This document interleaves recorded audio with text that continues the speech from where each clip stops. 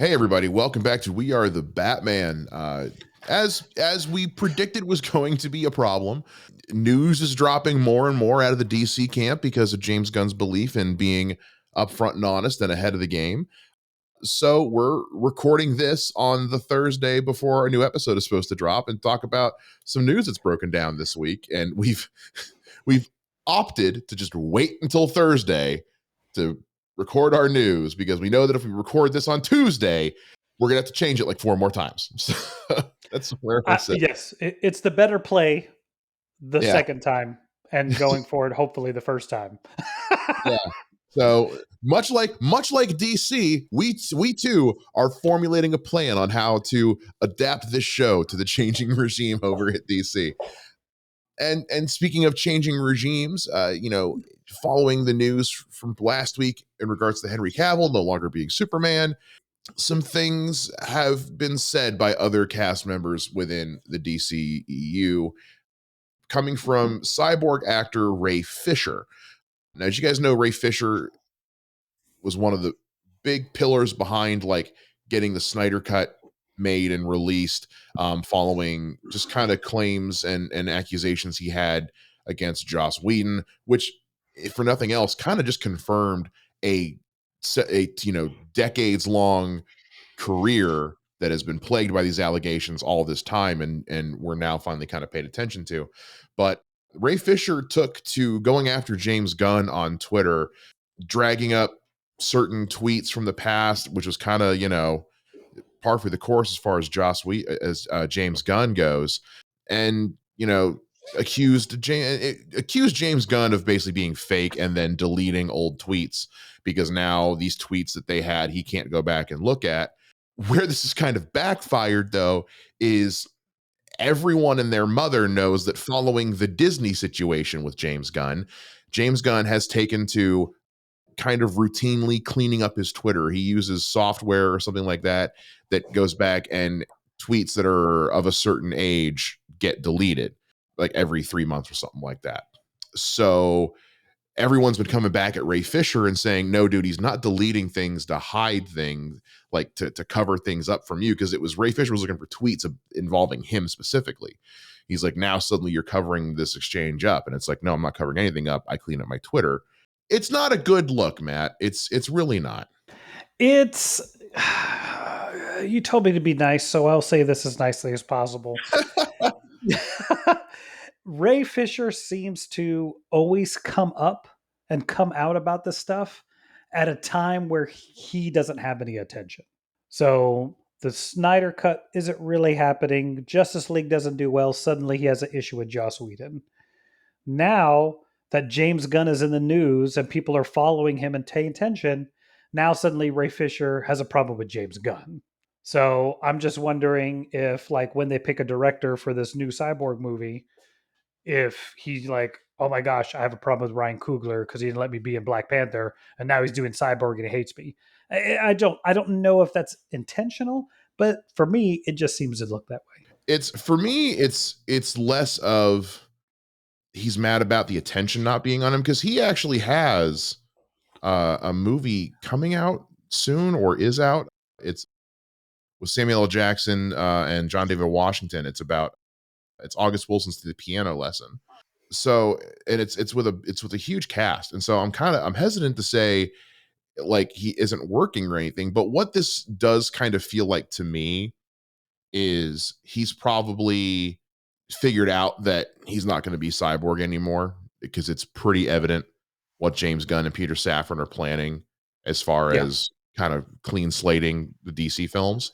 And so he's more or less probably just kind of bitter about that, as opposed to other actors, Henry Cavill and, another one we're going to talk about here in a little bit, who have kind of just bowed out with grace and understood, like, look, this is the business. Like, this is the industry, and this is a big moving thing, and sometimes big moving things have to change.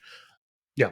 But that's also from Henry Cavill and Dwayne Johnson, who's, spoiler alert, we're talking about the Dwayne Johnson thing later, who have been in the business a while. Ray is new to the film world. Yes. And And they both have class. So yeah. Ray was kind of counting on Cyborg and the DC thing to be his big career jumping off point. And other than this film he has coming out here with Samuel L. Jackson, I don't think he's really, I don't think he's done anything else Not off the top really. of my head. So it feels more like, it feels more bitter. Like he's mad that this door is now just shutting and he's not happy about it. And it feels like he's lashing out, like he's acting out. So I yeah, I'm inclined to just say, Ray, bow out, dude. And he's left the tweet up as of today when we're recording this, and it just kind of makes me feel like, dude, just admit your mistake, bow out, and move on. Because the longer you harp on this, the worse it's going to make you look. Yeah, because as I think we're going to get to, is James Gunn responds clearly that it's not something he's doing intentionally. It's just something he has set up that his Twitter does. Yeah, And, you know, I think you mentioned this the first time we recorded this, is that even some of Ray's supporters are like, you're wrong on this. yeah. So, There was an exact, and it's hard for me to find it out because it's been a couple days since I saw the original tweet, but it was someone who said like I hate James Gunn, I hate the Cavill situation, I hate this idea, but you're wrong about him in this case. Like yeah, people who are livid with James Gunn over the Henry Cavill thing are still stepping up and saying, "Hey, like, do you not remember the Disney situation? Like, like this kind of crap is exactly what he's trying to avoid. yeah, Is this kind of crap all over again?" So yeah, it just I think this is going to go away like really quick because he doesn't have much of a leg to stand on with this. But you know, it just kind of goes to show that not everybody is as classy, I guess. yeah. Yeah. Anyway, speaking of some class, following all of this, James Gunn came out with another thread statement on Twitter speaking about just kind of continuing the conversation from the last one. And I'm not going to read the whole thing. It's like 5 or 6 tweets long, but you guys can go to his Twitter and check it out. But he basically says like, look, we knew when we took on this job, we were about to make a lot of people angry, you know, and you know we knew people were going to be not cool about it, and we just want everyone to know like you can come at us all you want, but like we're not taking these choices lightly. We're making these decisions because we think that's the best decision for the story going forward. And I think that's very classy. I think that's, and again, also very smart to say, guys, like you can tell me to go fuck myself all you want. It's not going to change what's happening. Just, you know, we're not doing this to screw anybody. Like we're doing Yeah. this for the sake of for the sake of the art. Well, and I would almost say this. It kind of occurred to me over the last day or two is like WB didn't hire James Gunn to fix their movies, and then James Gunn went, "You know what would be a better idea if we just clean slated it?" And Warner Brothers went, oh, "That's brilliant." Warner Brothers said, "Hey James Gunn, we need you to clean slate this. Tell us what you want to do." I don't think clean slating this or letting all these people go is James Gunn's idea. I think he was hired to do what they're doing. Yeah. That's what I personally think because I mean, you're going to have a hard time convincing somebody who's, you know, been running this ride for the past 8 9 years that you're going to do these things. I'm at the point now where I really feel like Warner Brothers hired him specifically to do this, and it's the changing of the guard that has put all of the stuff in motion. And unfortunately, somebody like Henry Cavill is the collateral damage from that situation. Yeah. Like, because, like, even right now, thinking about it, like, I'm just kind of sitting back waiting for the morning I wake up and there's a tweet confirming that Ben Affleck is no longer Batman. Like, that's going to break my heart. I love Ben Affleck as Batman. I think his take on what is essentially Frank Miller's Batman is fantastic. And I'm going to be really sad when it's confirmed that that's done. That But won't happen until they admit they're shelving Aquaman 2 and Flashpoint. But, you know, yeah, we'll wait until March. we'll wait until March. I know. But it just, like you said, it's not, there is no universe that exists in all the multiverse where DC doesn't know about this plan before hiring him. Like Yeah. whether it was their idea or whether they said, "Hey James, what would you do if we gave you this job?" And he said he's not going to not tell them. He's like, if you bring me in, I'm going to clean slate this and start over fresh. There's no way that conversation wasn't had before they signed paperwork and gave him the job. So Correct. this is not, hey James, come fix our DC thing. Okay, you got the job.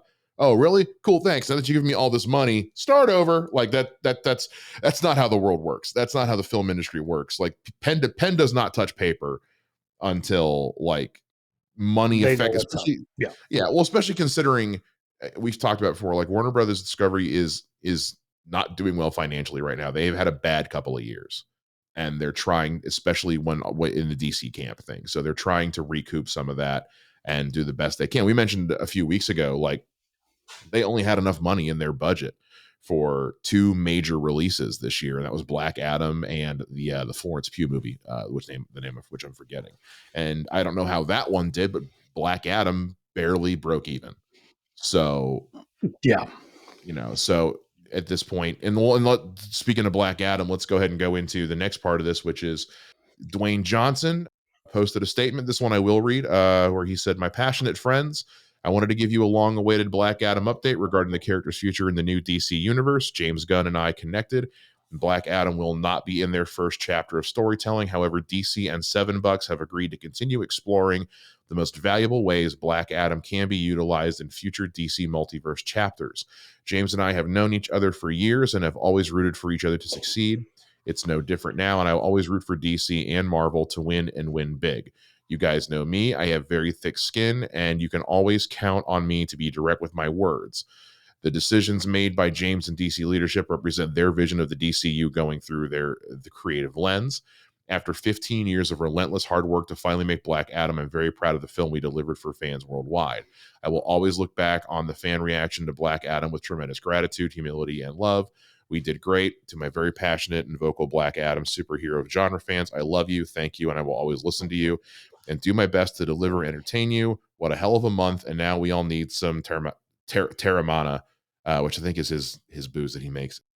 Have a productive week and happy holidays to you and your families, Dwayne Johnson." So what we're getting out of all of that is, as of right now, Black Adam, they're putting a pin in that. He's not going to be part of, like, this version of Black Adam that we've had is not going to be a part of the DCU going forward. However, both his message and a statement from James Gunn, I'm going to read here in a second, suggest we haven't seen the last of it. It just won't be a part of the story going forward. Yeah. What this smells like to me is we don't want you, but we want your ideas. So if they do a Black Adam movie, his production company will be involved, but he will not be the character. I think that is what I kind of feel. I This I is kind kind of of saying. I kind of feel the opposite. I actually think what they're saying is, like, you and Black Adam are going to keep coming with us, but this story, this version of Black Adam that you've built in this movie is not going to be it going forward. It's possible. I mean, given the fact that he completely and totally failed changing the power of the structure of power in the DC universe, Yeah. he you know what he did? He did change the structure of power. He Hey, made it all fall apart. he brought about the change. He brought about the change. It's not his fault. The No, it's not. writers and director did not know what they were Yeah. doing nor understand. The problem with that movie is not the cast. The problem with that movie is the script. That's at the end of the day. So, The problem with that movie is what I feel like happens to a lot of movies, that when you watch it, you're like, this is bad, but I have to back my play because I've spearheaded this thing so long. there's also I I, that. I can't go, hey guys, please go see it. I know it sucks, but you guys will like my energy drink and my tequila. Let's go. Yeah, you can't be Josh Trank about it. No, I mean, look, they stuck by their guns. I respect that. Now, James Gunn did respond in two different ways. One way was he retweeted and said, "I love The Rock, and I'm always excited to see what he and Seven Bucks do next. Can't wait to collaborate soon." The other was somebody responded to that tweet asking, "Are you open to producing any Elseworlds DC projects that aren't set in the DCU?"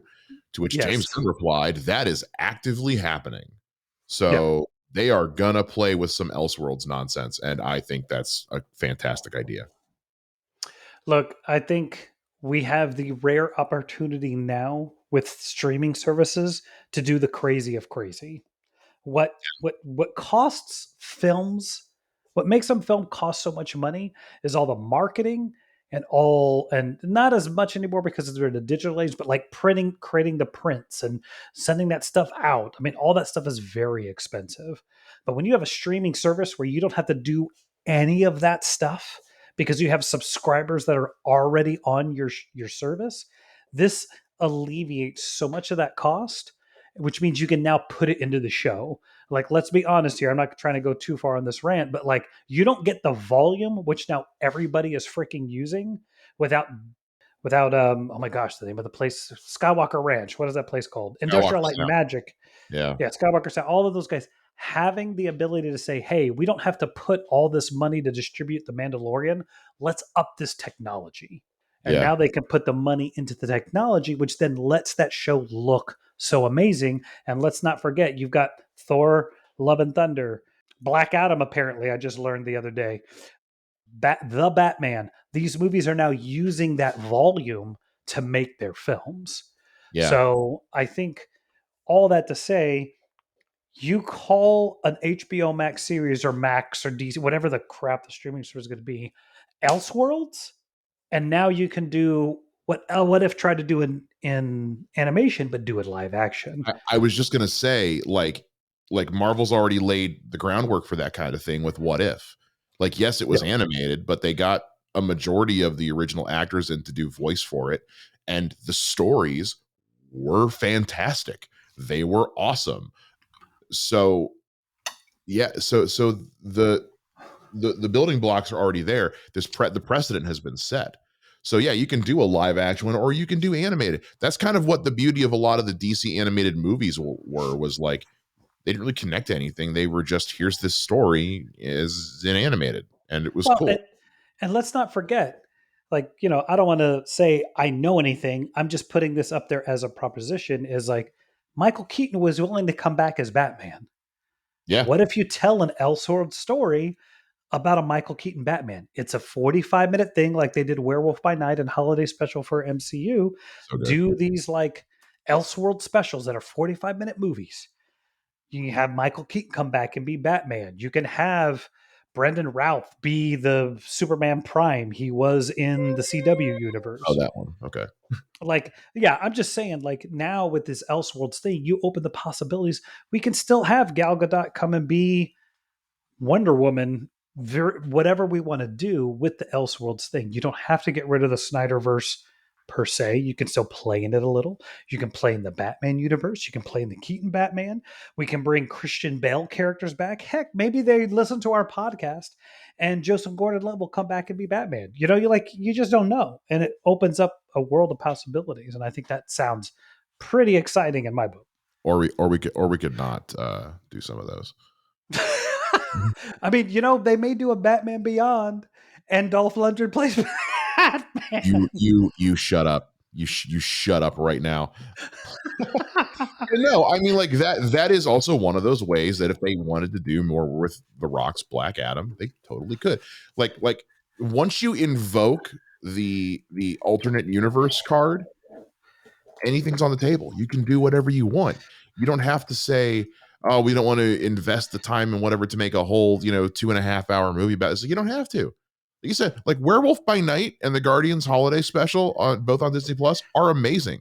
They're little 45-minute short films with and they're great. And they let Michael Giacchino, a composer, direct one of those. And it was Yeah. one of the best things Marvel's done in a while. James Gunn got to do the holiday special, and it was fun and festive and so great. Like, it's low risk, high reward. And if you think about it, because I was thinking about this the other day, is if the third film takes place on nowhere, it costs them nothing to make that holiday special. They're using sets that are already built for a movie Yeah. and Earth. Yeah. Like the majority of that is just like takes place in Kevin Bacon's living room. Like, they were so smart with how they used the sets and yeah, sets that already exist for a movie they're currently filming and have filmed on before.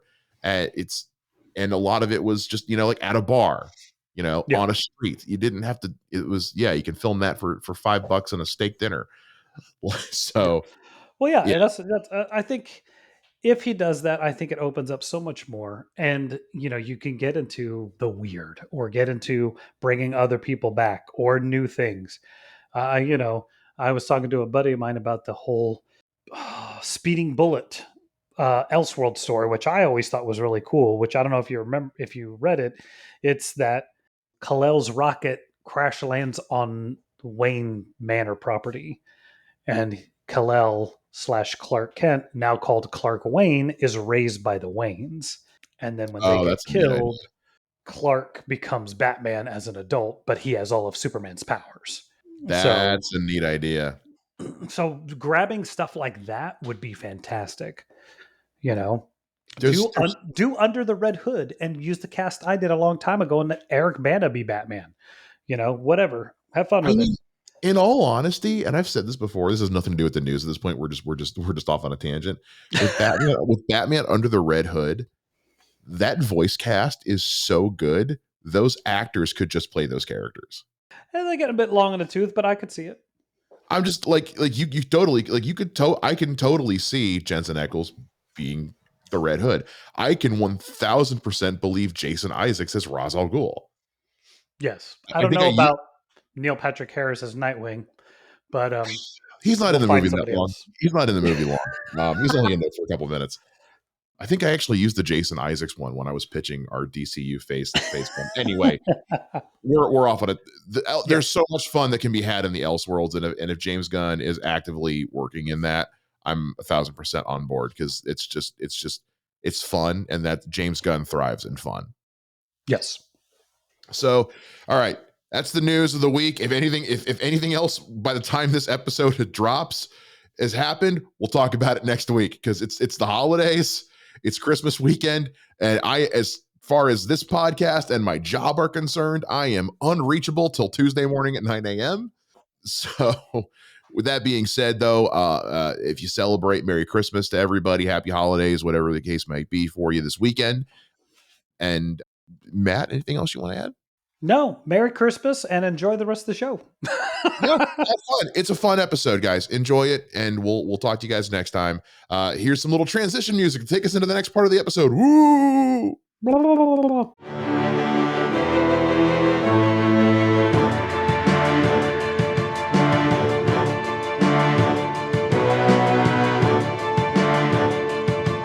Hey, everybody, welcome back to We Are the Batman. I'm Mike. And this is Matthew. We are continuing with the theme that we've been doing for a little bit here, which is we're going through our top 5 episodes, just favorite episodes, not necessarily the best, of different TV shows, animated shows, what have you, in the DC and Batman adjacent realms. We've already done Batman the Animated Series from the 90s. We've done the first 2 seasons, the original Bruce Timm series. We've done Justice League. And now we're going to split the atom a little bit more and do Justice League Unlimited, the 3 seasons that came later, involving a much more fleshed out slate of optional heroes, and just kind of gave DC a chance to flex a little bit for 3 seasons, which I think is pretty awesome. We're not ranking these; we're just naming episodes we really thoroughly enjoy and think are a great way to, if you've never watched the show, like these are the ones you probably should watch first. Yeah, I think this is going to be neat. Matt, how you doing, man? I'm doing good. I'm always excited to talk about like some of ththese cartoons, especially these Timverse cartoons. Even though I feel like he may have gone off the rails later when he got into the direct to DVD stuff, these these cartoons were peak amazing.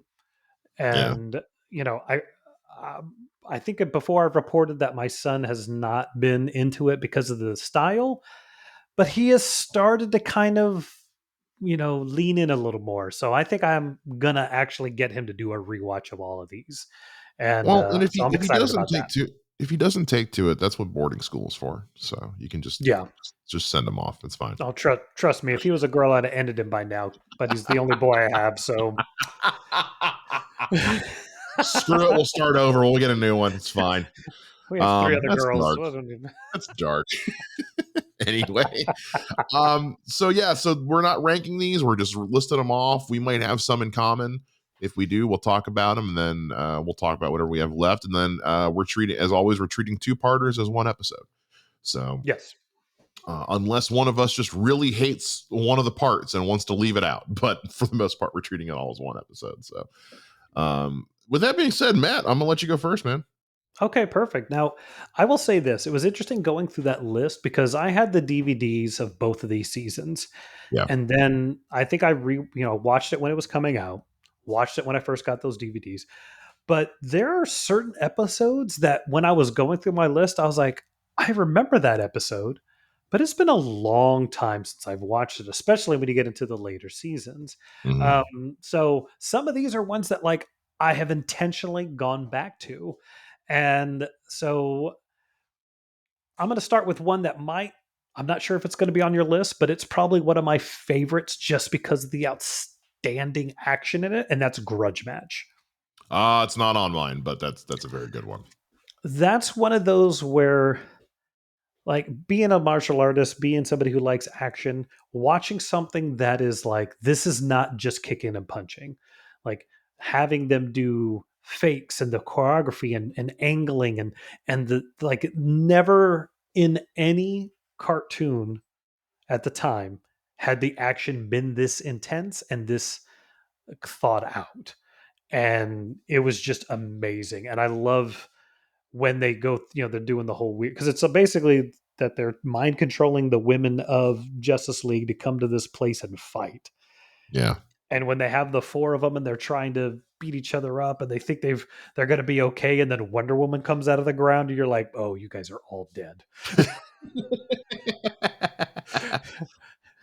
So, but no, I thought it's a fantastic episode.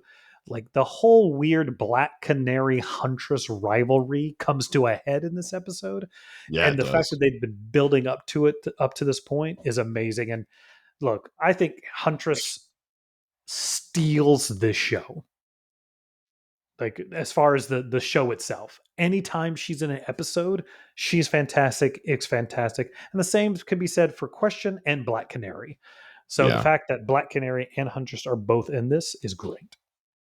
You know who else is in this episode? Is your boy for like half a second. Nightwing, that's right. Yeah. For one, because it takes place in Bloodhaven. So at one point there's like an aerial view of them going through the city, and you just see the silhouette of Nightwing. And it's nice, but it's also like, oh, but Yeah, he could have been on this show, guys. In 3 seasons, you could have put him on the show. it really is weird that he was not in the show. No one else from the Bat family's in this show. I don't even think Batgirl shows up on the show. Supergirl shows up, but not even Batgirl. So that was even Not, in not that only does last. Supergirl show up, her clone shows up, but not Batgirl. Well, and I also thought about like even in that last episode from the very last season when Yeah, they show the gauntlet of every single character that's been there. I feel like you could have showed the Bat family fighting people at that point. yeah, So that's where in my mind I'm like, was it rights issues at this point? You yeah. know, I because think it was. I think it was more of they were just continuing their mission to have this not be a Batman show. it's possible. It's possible. But But no, Grudge Match is great because, like you said, Huntress. Anytime Huntress is in an episode of this show, it's awesome. It's that episode that's just her in question is so good. yes, the weird romance between them, the double date Yeah, episode where it's Green Arrow and Black Canary chasing after Question and Huntress. She's like, what is happening? This is great. so good. Oh, I'm into it. So into it. And this All right, is what's your next one? exactly why I picked Huntress as my live action HBO Max show. Oh, I totally get it. I totally get it. No, Huntress is a cool character that has not been done justice. Yeah. Like I liked what they did with her in Arrow. It was not enough. Like there was more they could have done. Yeah, no, that is a character who's just fantastic. Yeah. All right. So my next episode, this is one of those like, dude, I'm a huge fan of Michael Rosenbaum. I love Michael Rosenbaum. I know which one you're doing. His podcast is kind of touch and go, but Yeah. yeah, great brain robbery. Yes. Yes. Oh Yes. my Yes. god. It's so good. It's not on my list, but it's so good. Well, and that's where too, like these are ones like all of them are great, but these are ones like I literally just watched this episode a week ago because there's like two or three scenes in that just make it pure gold. Hey, aren't you gonna wash your hands? No, because I'm evil. It's so good. It's so good. Especially when you remember that, and I love this because so in the animated series, in Justice League Unlimited, Michael Rosenbaum is the voice of the Flash. He also played Lex Luthor in Smallville. And he voices another character that we will discuss in a little bit. It's true. Um, But yeah, Michael Rosenbaum being the Flash in Lex Luthor's head is so good. It's so good. yes, well, and one of those things. I'll watch every special feature on a DVD set if it's something I like. And they Mhm. had a commentary on this particular episode, and they basically had Michael Rosenbaum and Clancy Brown in the room at the same time, and they were showing each other how they would play their respective roles. Oh, that's so funny. Oh, that's amazing. I love that So so much. I because love there's Clancy part of Brown. So yeah. But I had that like, do you really have to show Michael Rosenbaum how to be Lex Luthor? But I was like, no, this is actually a different Lex Luthor. So yeah, you would have to. yeah, because Um, he's not as evil in Smallville. He's becoming evil, but he's not there yet. Yeah. And of course, the other great scene, which I love, is when he's in the bathroom and he's like, well, at least I can find out who the Flash's secret identity is. He takes off the mask. I have no idea who this is. I have no idea who this is. It's so good. Just that, like, unless you're Bruce Wayne, maybe arguably Clark Kent, when you have Mask a Hero, you're not going to have any clue who that person is And at all. I feel like in this moment, Lex has that realization because I think everyone is so obsessed with finding out who these superheroes are. And he finally gets a chance. And I think he realizes, like, we're not going to know who any of these people are. We Yeah, like, yeah, I'm going to pull the mask off one of these heroes, and I am going to have no idea who they are. It's so exactly. good. This Yeah. episode, I honestly, I'm actually now the more I'm laughing at it, I'm like, why didn't I pick this one? I think it's because like those moments are hilarious and they make me laugh every time. And that is writing genius. I think the episode as a whole is just kind of Yes. but it's But really it's, funny. and then the other part that I liked a lot was, um, pardon me, is when you have Lex Luthor in the Flash's body. Lex Yeah. Luthor is insanely intelligent. So the things he starts doing with Flash's powers when he like explodes the door and he's like, and Green Lantern's like, yeah, that's why he doesn't do that. Yeah. Flash knows better than to do this stuff. So you have that moment of like, the Flash is really, really powerful. He just doesn't do any of the things he could. Yeah. Um, The Flash is arguably one of the most powerful beings in the DC universe. He just doesn't do the things he could feasibly do because it could end all things. yes, yes. So no, I think that this is that just I just love rewatching it. It doesn't it doesn't make any sense. There's a lot of it that's kind of ridiculous, but just those random moments of them, and that's not restful, you know, Because I'm evil. because I'm Gets evil. me every time. It's so good. Um, Well, what's next on because your I list? don't know if you know this, Rosenbaum voices the magnetic guy too. Oh, that's right. I forgot about that. Yeah, you're right. Aren't you gonna wash your hands? Yeah, Oh, that's that's right. Rosenbaum. So I know I read that somewhere and I forgot about that. That's funny. yeah, there's a number of those guys. Like Powers Booth is Red Tornado. Yeah. They just hide his voice with all the mechanics. Anyway, all right. What's my next one? Yeah. We're gonna keep on the Rosenbaum streak, and I'm gonna go with Task Force X. Okay, that one's all you. For me it's fine. It's just not it's not even close to one of my favorite episodes, but it's neat. It's the thing of this is I will admit, like it's one of those random episodes that is so not about the Justice League. Hmm. And that's why I like it is to because I think a lot of times in a lot of these shows, even though you should have this with Batman, is like there are so many of these characters in the Justice League that like if Superman was just standing there and decided, you know what, I'm just going to kill Batman, you just reach over and snap his head, and there's zero Batman could do. There is Hmm. a level of power these characters have that as the viewer we don't really think about because it's a team of heroes we like.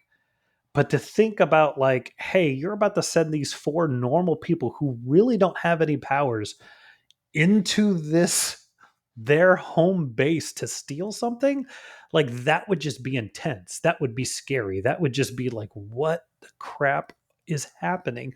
And I really like that they took an episode to just kind of go, hey, how do the villains feel about these guys?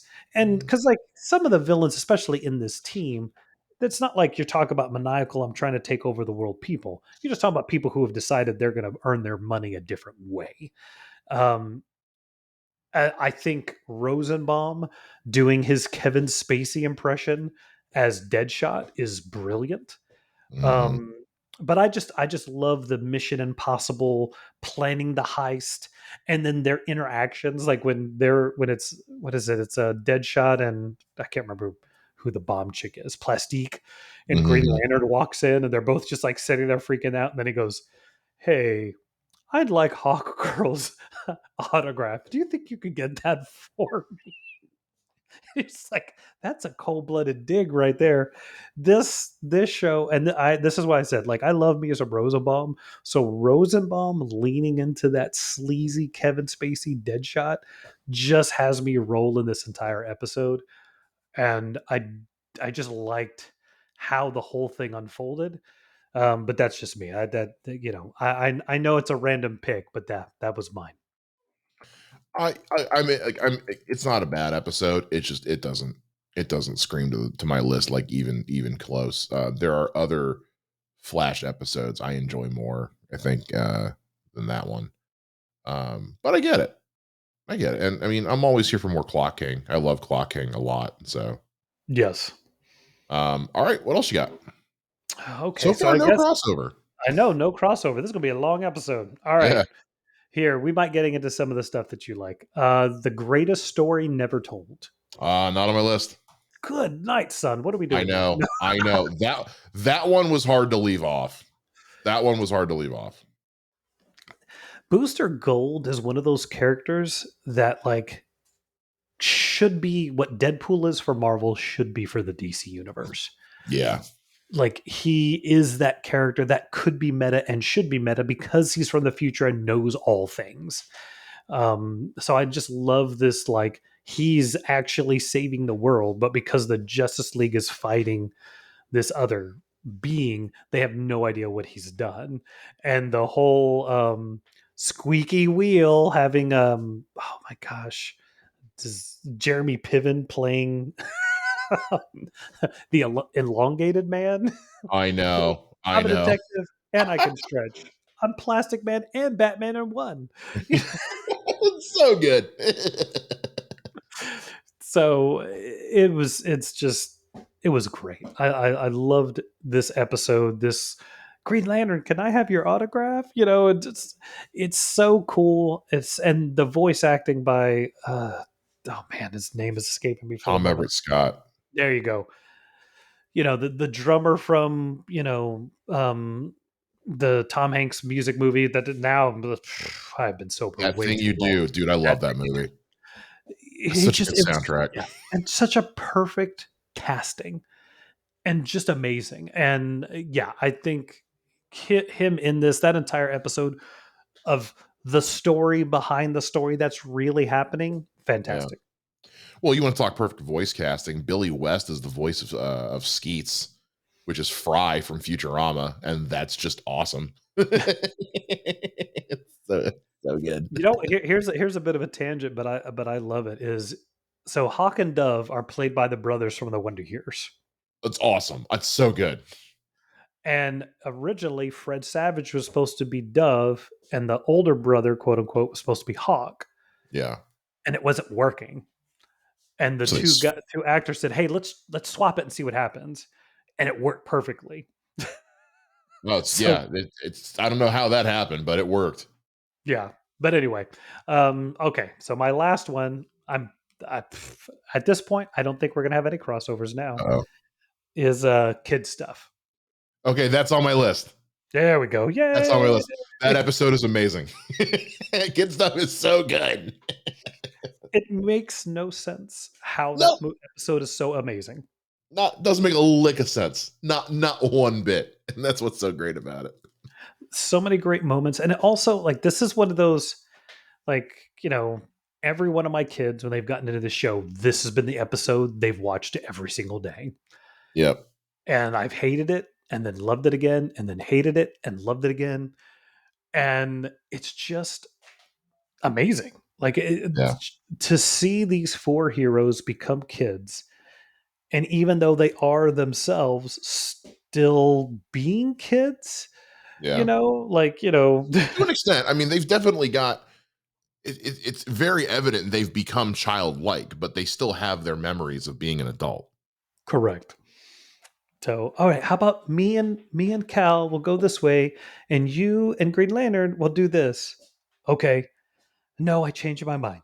I'll go with Bruce. You two go there. What's with them? For a man has dozens of different types of vision, you sure are blind. Right? I also love adult Batman's line at the end where Wonder Woman's like, how did it feel to be it was nice to be a kid again. And he's like, I haven't been a kid since I was 8 years old. And it's like, Yeah, okay, Bruce, yeah. stop. We Pull, know. pull it down a little bit there, buddy. You're getting a little too much. Yeah, it's a good. Also, you got baby Etrigan running around for some reason. That's the biggest part of that. Of like, why is Etrigan a baby?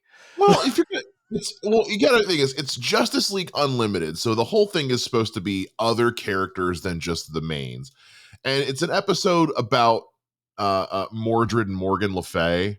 So he was the only like other than Doctor Fate who would not work in this episode. He was the only character they had introduced that was magical in the Oh show no, at that I point get that, but why is he a baby?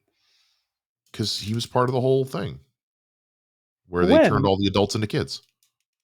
they only turned four adults into kids, and Etrigan Okay, wasn't there. it's Etrigan. It's Etrigan the demon. Let's not try to inject too much logic into this because he kind of breaks all the rules anyway. Yeah, born to form a man. Now I have to go potty as Etrigan. That's such a great episode. It's a very good episode. It will make you laugh a lot. It's also it's just so stupid and clever, and it's a very Yes, good episode. it's not a race. Just the No, little things here and there. It's yeah, amazing. So it's yes, a great. It's early on in season one too, so it was a chance to just have some fun with a yeah. show that could get pretty serious. Oh yeah, it gets more and more intense as it goes along. Oh yeah, it does. All right, what's yours then? You got four to talk about. Go. Yeah. Well, speaking of getting intense, so my next week, so kids stuff was on my list. My next one is an episode called Clash from season two. Yes. This is this now keep in mind, this is before the whole battle between Marvel and DC happened and they permanently changed the name of Captain Marvel to Shazam. So in the episode he's still called Captain Marvel, but this is the episode that introduces him and removes him in Justice League Unlimited. This is the one where Lex Luthor announces he's going to run for president.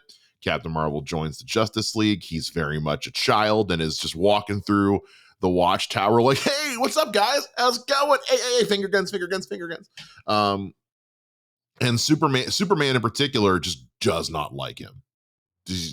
And I think a lot of it, and I think there's a line about this too, where they're basically just kind of like, he says he doesn't like Captain Marvel, and everyone else is just kind of like, why? Because he's you. Like he's you, dude. Um, and there's a moment where Captain Marvel kind of seems to endorse uh, Luther as for running for president, which doesn't sit well with the league. But ultimately, what makes this episode so cool is the fight between Shazam and Superman. Because Shazam kicks his ass. Yeah. Shazam kicks Superman's ass in this episode.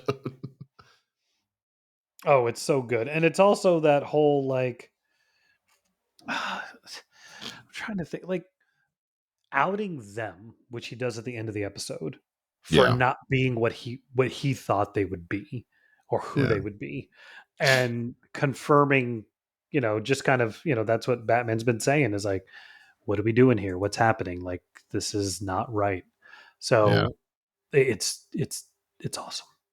It's It a is. great Well, especially episode. because there's that, he's like, look, I'm not, because Superman tries to apologize and he's like, look, you were right, we were wrong, and Captain Marvel's basically just like, yeah, you were. This is not what I signed up for. Like, I signed up to be a hero. I like being a hero. You guys aren't heroes anymore. You're basically police. But even Batman still even gets the last word in with Superman when he's like, they like you walked right into what you did, what they wanted you to do. Like Captain Marvel's right. Like, get over yourself. Yeah, And that's big kind of the time. message of this. Yeah, and but I also did like, I'm trying to remember. Is this or Young Justice is when Batman knows how old he is, right? That's not this Yeah, one. Young Justice is the one in this, because in this episode is where it gets revealed. In Young Justice, they know about it and they lead to that whole discussion about having a child being in the league. In this one, because in this episode, part of what's got Shazam kicking Superman's ass is he keeps saying Shazam while holding Superman on top of him and hitting him with the magic lightning, which fucks Superman up. And then Superman moves him around, he gets hit and turns into a kid. And I think that it's not really a big point, but that's kind of where they find out. Gotcha. Yeah, So, but yeah, but I do love the like, hey, I've built this new city. Oh crap, we destroyed it fighting. yeah, yeah. But But also because it deals with the fact that when it comes to Lex Luthor, Superman is just so hyper focused that even at times where it looks like Lex Luthor is doing the right thing, um, Superman just can't believe it and winds up making himself look like an ass. yeah, big time, So, big time. all right. Okay, So the next one on my list is a two-parter. It's the Once and Future thing. yes, was on the cusp, on the cusp. Yeah. I I love me some good time travel. I love a good time travel story. yes, And this is a cool one because we get some Wild West and we get some future. And that's fun. yeah. I think had this been both parts in the future, I would have liked it a heck of a lot more. I like it very much. I think it's a solid episode, but the Wild West one is kind of like, eh. It's and that's kind of what I was alluding to earlier was like some of these, it's like part 1 in the Wild West is fine. It's it's okay. It's part 2 where this thing really shines. Um, part 2 is awesome, but part 1's neat because there's just some nice little DC Easter eggs. Jonah Hex is in there, El Diablo is in there. There's just it's cool seeing uh, Green Lantern and Wonder Woman and Bruce Wayne just being cowboys for a little bit. It's a neat story. Part 2, when they're in the future, is where it gets really cool. Because we get some Batman Beyond goodness in Yes. this. We get one of my favorite moments, which is old man Bruce Wayne and young Batman staring each other down, and Terry McGinnis walks up and goes, "Batman, Bruce Wayne, Batman, or do you guys know each other?" Yeah. And the older Batman, I have no memory of this. Something must be wrong. Yeah. And Or then Batman's holding a guy over the edge of a building, and Bruce Wayne's like, "God, like I can't believe I was ever this nice." And like, we don't see what old man Bruce Wayne does to interrogate the guy. Like, whatever it is, that's how dark it is because we don't see what happens. who is voiced by Michael Rosenbaum? That that Oh, that the guy that that he's character. interrogating. Yeah, that is Michael Oh, Rosenbaum I thought you were about to say imitating. old man Bruce Wayne. I was No, like, no, no. Matt, we need to have a conversation. No, it's him doing an imitation of the guy from Silence of the Lambs, who was also in Monk. I can't remember his name at the moment. Oh yeah, That's yeah, who, yeah. I know you're talking about. Yeah, yeah, Levine. I can't remember his yeah. first name. Anyway, but yeah, it's that the old man static is great, Oh, and then it's so good. this does have one of my favorite moments when John Stewart turns into Hal Jordan because Oh all the yeah. time is missing. He's like, I'm Hal Jordan. I'm up to speed. Don't worry about it. And they just keep Yeah. going. just like I got it. We're good. Just move on. We don't have, it's a 30-minute episode, guys. We don't have time for this. Yeah. But because we also get to see Warhawk, who we met in Batman Beyond as the child, which is now confirmed because it was not confirmed in Batman Beyond. But we know Yeah. now that in this version, Warhawk is the son of Green Lantern John Stewart and Hawkgirl. Yeah. Because their relationship had been alluded to at this point in the show several times. And it's a cool way of roping everything together, but also like this episode gets dark. Like, Yeah. Terry McGinnis dies. Terry McGinnis dies. So does Static. He gets pulled into the time thing. No, actually, going back to the Warhawk thing, they had already had their relationship and they were broken up at the time because all through Justice League Unlimited, Oh, Vixen and right. Green Lantern are together. That's right. So Yeah. that's why you get that whole, yeah, who do you think my mother is? Well, that comes back to play later in another episode that's not on my list when Hawkgirl sits down with Batman and asks him to tell her about Her her son. son. She wants to know Yeah. about Warhawk. But yeah, no, it's a cool episode because like until the last couple of minutes, the Justice League fail. Yeah. Like I said, like when I say Terry McGinnis dies, he dies violently.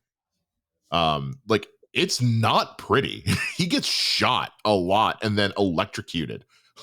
like it Yeah. gets dark. Um, By Harley's but granddaughters.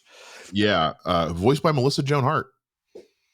Mm-hmm. Mm-hmm. So a lot of great voice cast in this, guys. But no, it's a cool episode. I love a good time travel episode, and this one was a lot of fun because unlike another episode in this show, which it's not on my list, it actually did a really good job with the Batman Beyond stuff.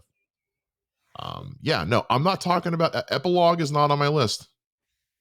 That right now. It might be an honorable. It's not even an honorable for me. I actually don't like that episode. I do not like what that episode suggests. I do not like the MacGuffin of that episode at all. All right, so my next one, I have two left. My next one, I was actually a little surprised wasn't on yours. It is For the Man Who Has Everything. It was close. It Yeah. was close.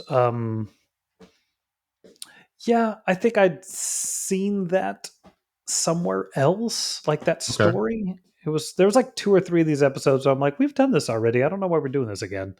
Well, But it's an episode from it was a direct, it was straight out of the comics. Like this correct. was a direct adaptation. Except what's the difference? Do you know? No, I don't. It's Wonder Woman's not there, it's Robin. Oh yeah, you're right. You're It's right. Batman and Robin. But I thought it was really cool. It's one of those like it's very good. It just wasn't. It's not what I revisit, and that's Oh, what I okay. kind of did my list on. This one, I mean, like this one is emotional. For those who don't know what it is, so For the Man Who Has Everything is an episode. It's episode 2 in season 1. It's directly adapted from an issue from the Superman annual by Alan Moore. But basically, it's Superman's birthday, and Batman and Wonder Woman show up to celebrate with him. She brings him a present. Batman brings cash Mhm. because what do you get for the man who has everything? Let's give him some cash. But what we find out is that Mongol has shown up and has put him under the basically he's hit him with this thing called the Black Mercy, which is this alien plant that kind of grasps onto your body and just traps you in a fantasy world where like everything you could possibly want is true. And in Superman's world, he's back on Krypton with his family, and it's weird because it's a little mix of Earth and a little mix of Krypton because like he has a dog. Like there's some very human, very Earth human things happening because that's what Superman knows from growing up. mixed with what little he knows of Krypton. So it's actually kind of a neat little blend of both worlds. But the whole premise is that like we're seeing two stories. We're seeing Batman and Wonder Woman fighting Mongol, and we're seeing Superman living in this fantasy world, having his perfect life, you know, with a wife and a son. And eventually, when the flower, the Black Mercy, gets ripped from his body, that goes away.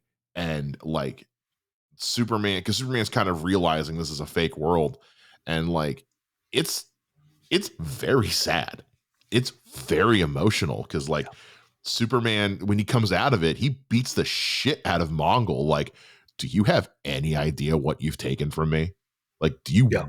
do you realize what you've done to me? Because we see a little bit of it with Batman, because at one point it gets thrown onto Batman and he starts seeing like what if his dad fought off the mugger, right? Yes. Um, Yes. which ooh, and it ends with the flower being thrown onto Mongol. Mongol, and we don't see what Mongol sees. But I love Wonder Woman's line where she's like, "Whatever he's seeing right now is too good for him," and it's like, yeah, like that is so messed up to do. Actually, if you turn your volume up, you can hear screams and chaos. Oh, so it's he's just fantasizing about destroying shit. Correct.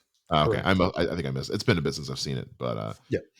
this is it's interesting because this is a story that's been done many times. Even the live action Supergirl show did a version of this for one episode.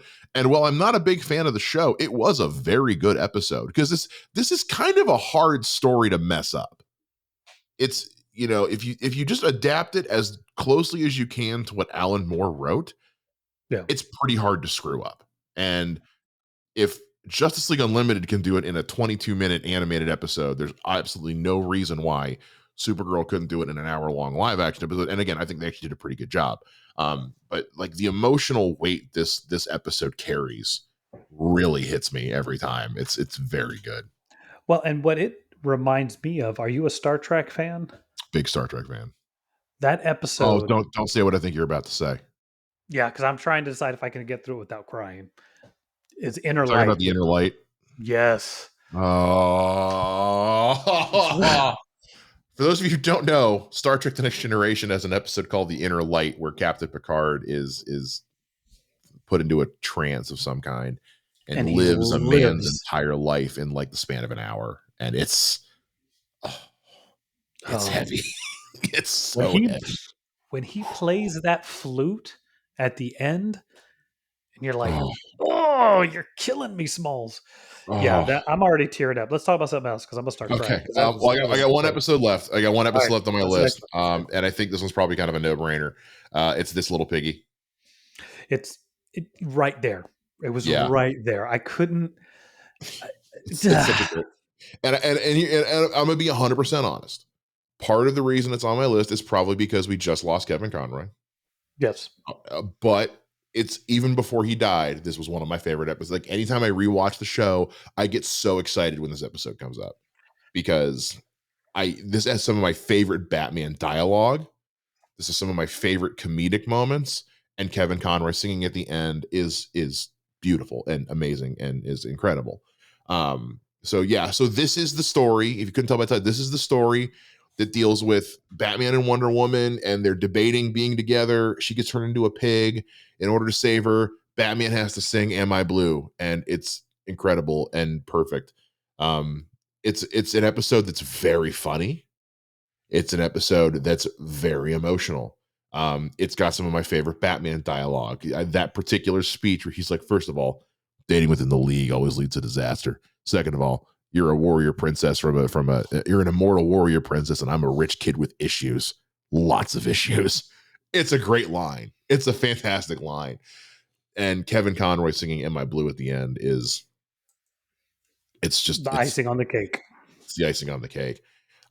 So yeah, like again, do I think that maybe part of the reason this is on my list is because Kevin Conroy recently passed away? 100%. Would it have been on my list regardless? Probably. It was probably going to be on the list because it's very good. We even see Buona Beast, who is one of the most ridiculous DC characters that ever exist. So ridiculous that in Brave and the Bold, they don't shy away from how weird he is and commenting on how weird he is, and yet still give him a hero's death at the end, and it's fantastic. Um, so to see him pop up in this just for the sole purpose of hitting on Zatanna, which I totally get, um, is just Yeah. it's wonderful. I think this is where I have to go. Like, this is where it loses me. The moment Wonder Pig deflects the bullets, I was out. I was like, I'm sorry. I could I follow you get guys it. on a lot of stuff. No, I'm out. Like when they do go through the whole pig process, I was just like, okay, okay, I get it, but they had to fill 22 minutes. yeah, yeah. They had to fill time. I get it. I really do I get it. I still love it. the more horrifying but more on point version would have been her going through the machine with everybody and coming out the other side unscathed. I was just thinking that. I was like, she jams the machine with the bracelets or something. Like, yeah, there were other things she could have done, but That would have been I don't very, care. very morbid. It would have been dark. I But feel like they yes, probably tossed that idea around and they were like, let's not, guys. yeah, It's, it's just it's very I really like this episode. I really also the fact they have Rachel York playing Cersei. Cersei, who's a very talented singer, and she gets to sing "Lulu's Back in Town" is a great moment. Yeah, But yeah, Kevin Conroy singing "Am I Blue" is sprinkles, yes, yeah. sprinkles on a cupcake, baby. That's all that is. It's very good. Do you have any honorable Yeah, mentions? I got a few. Let's go to yours first. This little pig was on there. The other one you mentioned, um, the one before Destroyer, now you're just following the Legion of Doom as they're going out in space Oh yeah, reconstitute Brainiac, and come to find out it's been Darkseid the whole time. yeah. Um, I like epilogues. One of those that I agree with you. I completely do not like what they did to Terry McGinnis in that episode, Mm, but I completely love what Waller is talking about with Batman and the story she tells about him. So it's kind of this. That's why it couldn't be on my list, because I was like, I don't like that Terry McGinnis is essentially a DNA son of Bruce Wayne. That's yeah, stupid no, as crap. that doesn't jive with me even a little bit. I'm like, Yeah, no, there's the implications of that, especially if you're a Batman Beyond fan, the implications are far more just chaotic than the show alludes to. It also just the idea of so in order to have a Batman, you need to have Bruce Wayne's DNA and you need to have his parents get murdered. It's like that doesn't guarantee a goddamn thing. yeah, It does yeah, not guarantee. It's not a magic ritual that like if you have A plus B, you're going to get C. Like that's not how that works. That's not yeah, how the human psyche works. Like because okay, cool. So you killed his parents. Where's he going to get the bat suit? Where's yeah. he going to get the Batman stuff from? Like it just it's yeah, it's too ridiculous. Or just clone him. Why did you have to put his Yeah. DNA like that? I'm not like, this is, it was, yeah. So that part of it I don't like, but what she's getting at, I enjoyed. Well, You know what I mean? I appreciated that Paul Dini wanted to give Batman Beyond the finale it never got. I Yeah, appreciate, especially after the Once and Future thing. I appreciate that, and I understand that like Batman Beyond was one of his babies, and that just didn't land the way he wanted it to. But if this was the finale they were always building towards to begin with, not on board. Not even a little bit on board. I think it makes far more sense for it to be a serendipity kind of thing where it's like, no, it's just another person who like the idea that Batman is more than just a person. Because that's what epilogue does is it indicates Batman's just a person. It can only ever be Bruce Wayne. It's like, no, Batman can be an ideal. Like Batman was meant to inspire other people to fight up against injustice. I like that version more than it's a clone. yeah. I didn't need that. No. Any other honorable mentions?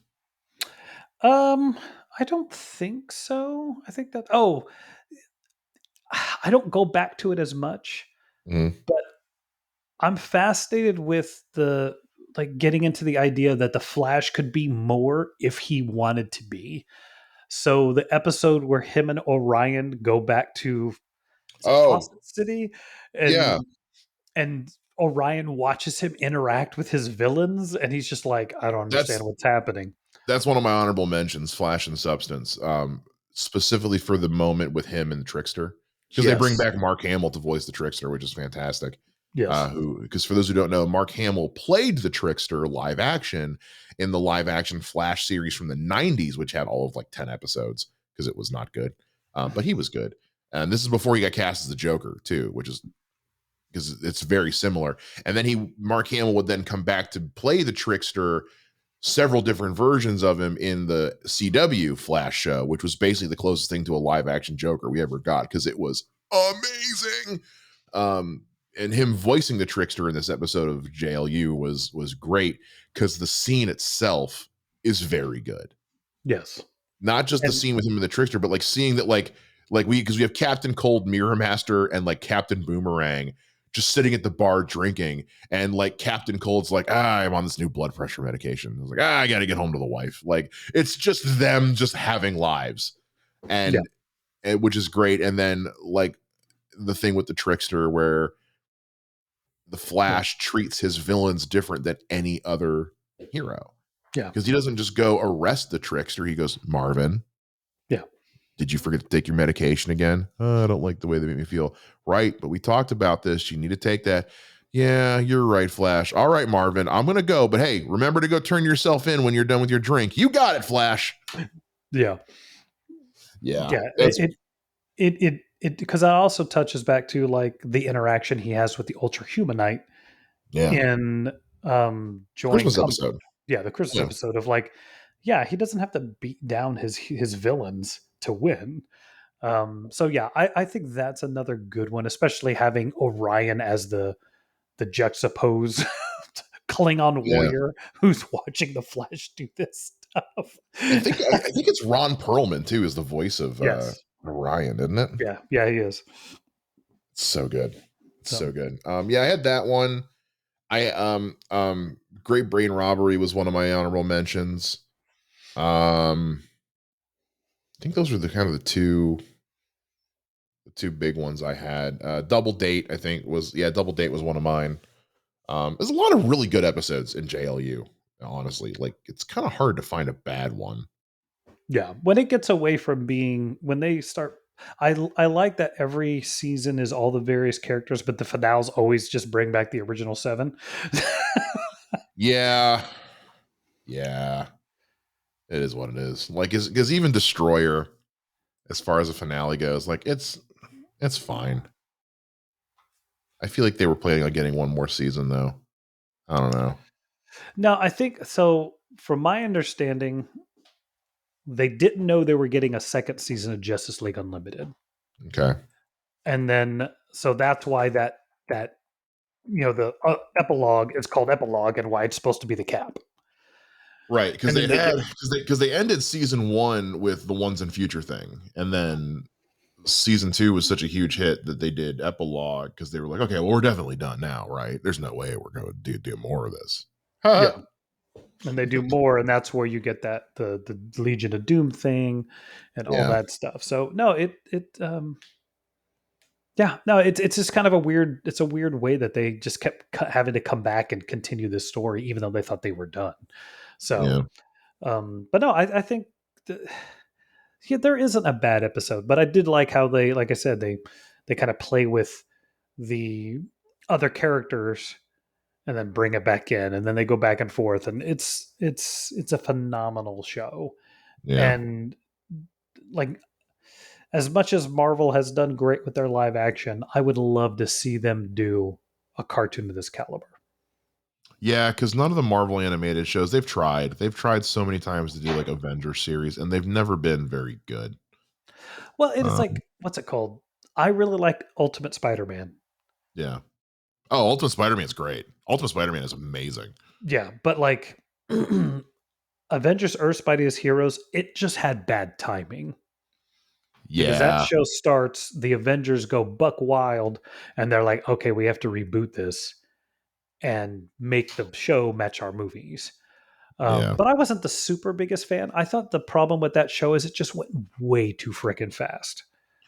Oh yeah, Avengers: Earth's Mightiest Heroes is so fast paced. It's like I remember watching it when I tried to watch it the first time on like Disney Plus or something, and like this is literally how they go and try to recruit Thor, which is Nick Fury and Tony Stark show up on this ship and they go, "Hey Thor, listen, we're looking at putting a team together. What do you say?" And I was like, "That's it? That's your pitch? That's your pitch? Yeah. Okay." Okay, Well, sure. and then you don't get to breathe with a single roster of the team because it's like Yeah, every other episode there's a new team member. It's just like, good night, guys. Like, yeah. breathe with 7 and then bring in other people. And then I prefer the second season because they did some crazy stuff in the second season. But anyway, we're getting off topic and I know. off this, the That's version another of episode our that'll podcast. yeah. That's another episode that'll never happen because that's not this show. But yeah, guys, those are our picks for some of the best episodes in Justice League Unlimited. If you guys, I'm sure you guys have some of your own favorites that we didn't cover. We'd love to hear what those are. So if you go to our Twitter at We Are the Batman, you can check out our pinned tweet where we've got a link to our Google form. You can fill it out, send in questions, comments, criticisms, episode ideas, anything you guys want to say to us. You can send it to us there. Matt, where else can they get in touch with us? If you go to my Facebook group, www.facebook.com/group/fanboy junction with the K, you can ask me about anything we talk about on the show, give ideas, the whole 9 yards. And as always, you can find me on Twitter at Mr. Mike Shea. And you can find me on Twitter at Mr. J Ninja. I love it when you come at me, so come bring some hate or some joy. Doesn't matter either way. Whatever it is, guys. And with that being said, we'll see you guys next time on another episode of We Are the Batman. Same bat time, same bat podcast channel. Bye bye.